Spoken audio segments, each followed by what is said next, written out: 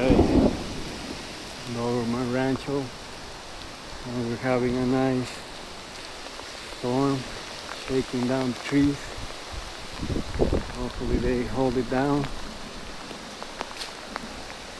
Got some branches with some assistance.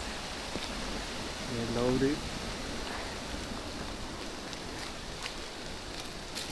I always welcome the rain as long as it doesn't bring hail. But today is windy. Hopefully these branches hold because they're heavy. Got plenty of fruit.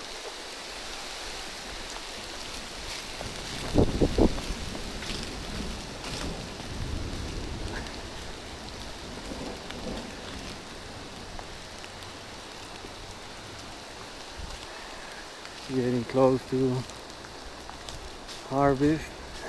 I'm about 4 to 6 weeks away.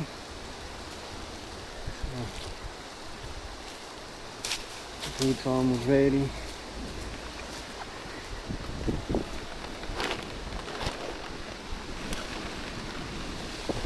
Ready to go. It's getting a bit windy. Yeah guys, thanks for watching.